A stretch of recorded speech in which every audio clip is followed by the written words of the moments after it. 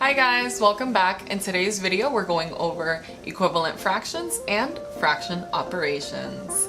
Don't forget, in the description box below, there will be a link to a free practice worksheet with the answers at the end so you can check your work. All right, let's get right into it.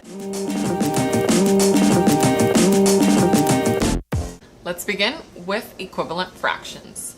So two fractions are equal if they are the same after both fractions are reduced to simplest form. To simplify a fraction, you're going to divide the top, which is the numerator, and the bottom, which is the denominator, by the same number. So let's take a look if these two fractions here are equivalent. Well, 2/3 can't be divided by anything else because 2 and 3 don't have any more common factors other than 1.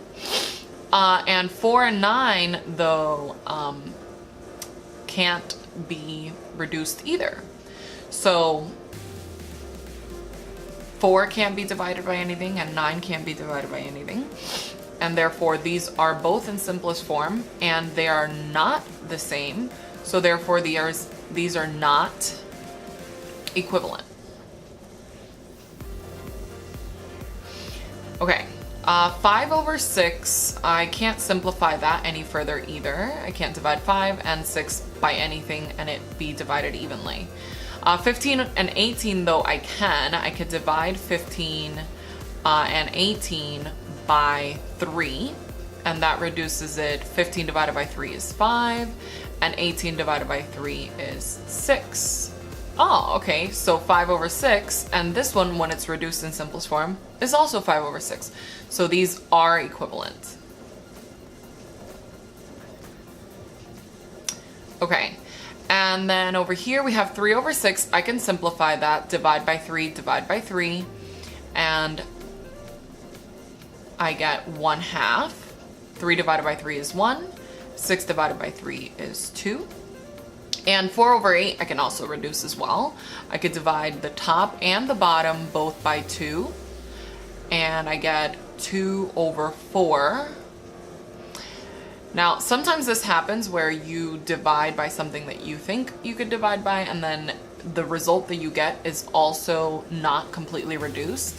So in this case, I could divide by 2 again, or I could have just divided by 4 in the beginning. But sometimes you don't see it, so you could simplify in parts. So whatever you can see, divide by that first, and then go ahead and check and make sure that your new fraction cannot be reduced further. So this one can. I'm going to divide by 2 again.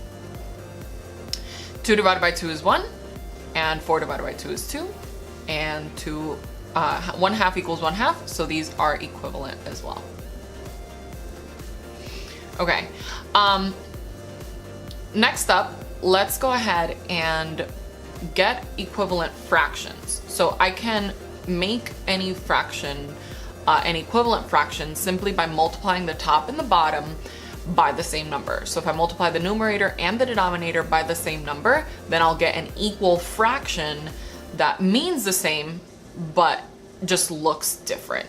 So that's like if we're at a party and you and I are sharing a pizza pie, and I was to say, you know what, you can have 4 out of 8 slices and I'll have 4 out of 8 slices. Or I could say, you have a half of the pizza and I have a half of the pizza. 4 out of 8 slices is a half. They mean the same thing. 1 out of 2 is the same as 4 out of 8. So yeah, anyway, so let's go ahead and get this one. And you can really do this with anything. So like if I wanted to get the denominator to be 6, then I can multiply by 2.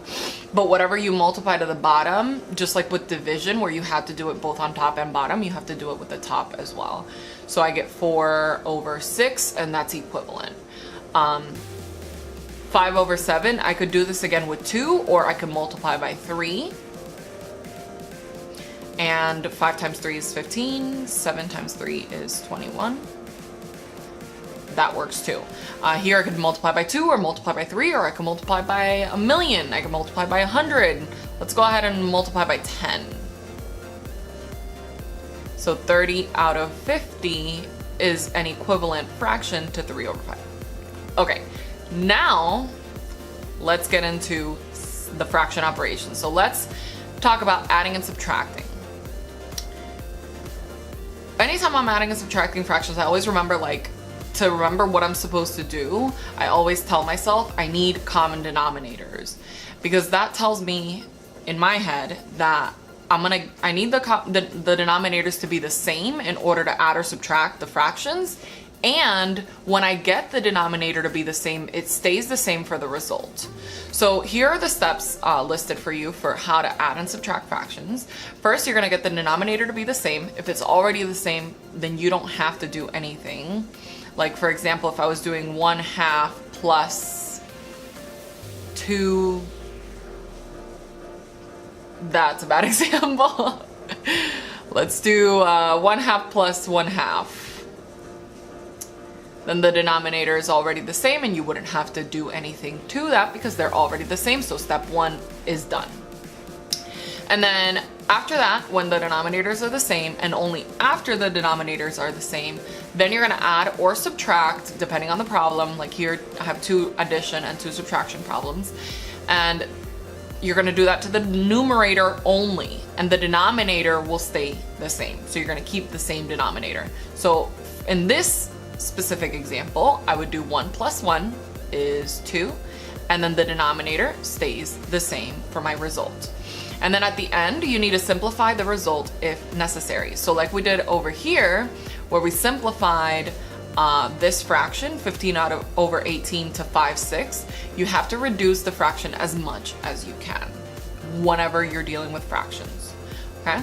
So in this case, 2 over 2, that's 2 divided by 2, which is 1. So that would be my answer if I was looking at this example here that I just made up. Okay, so let's take a look at 2 over 3 plus 5 over 6. Okay. I know I can get the denominator 3 to be a 6 by multiplying it by 2. And remember that you can't just do that to the bottom, you'll also have to do that to the top. So if you multiply or divide a fraction to the top, you also have to do it to the bottom. So both sides. So 2 times 2 is 4, and 3 times 2 is 6. So I have my denominators are the same now.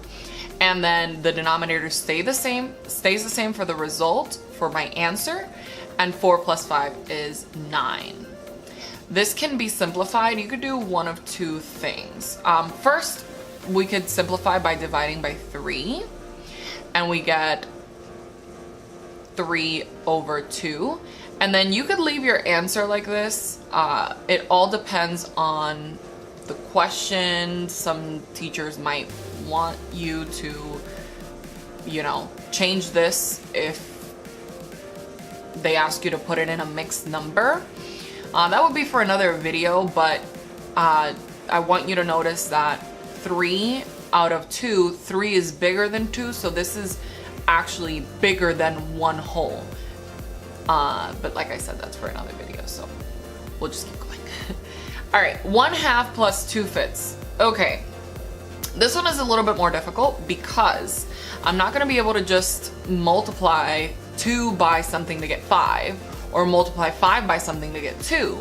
I'll actually have to multiply both of these. And this is really what I like to do most of the time, unless I could see right away what the common number is that I can make them both. Normally, I just multiply the first fraction by the second fraction's bottom number, which is 5. In this case, and multiply the second fraction by the first fraction's bottom number, which is 2. So 1 times 5 is 5, 2 times 5 is 10, 2 times 2 is 4, 5 times 2 is 10. Now that the denominator is the same, it stays the same for the answer, and I just add the top. 5 plus 4 is 9. And that cannot be reduced further, so that's my final answer. Okay. Here, again, same thing. I need the denominators to be the same, so I'm going to multiply the first fraction by 3 and multiply the second fraction by 7. So I kind of just multiply this fraction here by this bottom number, and then multiply this fraction by this bottom number. It always works. Okay, so 4 times 3 is 12, 7 times 3 is 21, minus, in this case, uh-oh, gotta go back. Not that far. Okay. Let's just erase it. All right. Minus 2 times 7 is 14, and 3 times 7 is 21. That's how you get the denominators to be the same, because 7 times 3, 3 times 7, same thing. So the denominator is 21, that stays the same, and then 12 minus 14, if you remember from last video, if you haven't seen and you don't know how to do integer operations, you can go ahead and click that video. But 12 minus 14 is going to be -2. And I can't simplify that further, so that's my final answer. It's a negative fraction. Okie dokie. And then last one over here. Multiply the first fraction by the second fraction's bottom number, 8, and multiply the second fraction by the first fraction's bottom number, 5. 4 times 8 is 32. Took me a minute. And 5 times 8 is 40. Minus 1 times 5 is 5. 8 times 5 is 40. Now, the denominator is the same, and it stays the same for my answer. And then 32 minus 5 is 27. Now, let me think. Does 27 have any common factors with 40? I don't think so. That's my answer. Alrighty. All done with adding and subtracting. That was the hard part. Now, the easy part. We got multiplying. This one's the easiest one. All you do with multiplying, I always remember what I'm supposed to do. I think multiplying fractions multiply straight. Okay? So all you're gonna do is you're multiplying straight through. So AKA, also known as, you're gonna multiply the numerator times the numerator and the denominator times the denominator. And always, at the end, you simplify your answer if you need to. So 2 times 6 is 12. 3 times 8 is 24. And I can simplify that. I could divide by 6 on top and bottom. And 12 divided by 6 is 2. And 24 divided by 6 is 4. Oh, I could divide even further. Divide that by 2. I could, 2 divided by 2 is 1, and 4 divided by 2 is 2. So 1/2 is my answer. Now, something that you could do to kind of relieve the pain of reducing at the end is something called cross cancel, or simplifying before you multiply. So basically what I could have done here is I could have looked at 3 and 6 can both be divided by 3. So 6 divided by 3 is 2, 3 divided by 3 is 1. And then 2 and 8, excuse me, can be divided by 2. So 2 divided by 2 is 1, 8 divided by 2 is 4. And then multiplying 1 over 1 times 2 over 4, and then you'd get 2 over 4, and then now you're at this step and you just divide there. It relieves the pain a little bit of simplifying at the end. I personally don't think it's worth the hassle, but if you like to, you can always look at your numbers that are like across from each other and see if they have a common factor and then reduce them before you multiply. Anyway, 4 times 2 is 8, and 7 times 3 is 21, and I don't believe that 8 and 21 have any common factors, so that is my answer. Okie dokie, last one on this page. 6 times 26, oh boy. Let's see, if we have a calculator, then we could just do 6 times 26 equals 156. And 13 times 8 equals 104. If you don't have a calculator in this specific part, then you would have to do long multiplication like this, which again is a different topic, so I want to leave that for another video if you guys want me to go over that. But for the most part, I think if you're doing fractions, or if you're doing fraction operations that are this big, you probably are being given a calculator. Okay, so now we have to decide if they have any common factors. Now here's a trick. Anytime that a number ends in an even number, you could divide it by 2. So I'm going to divide 104 by 2 and I get 52. And I'm going to divide 156 by 2 and I get 78.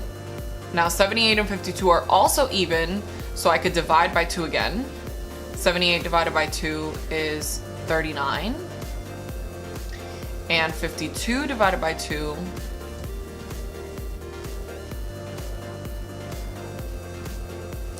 is 26. Now I'm thinking that both of these, oops, sorry, both of these can be divided by 3. Nope. 26 divided by 13. Yes. 39 divided by 13. Yes. 3. So this will be 3 over 2. Okie dokie.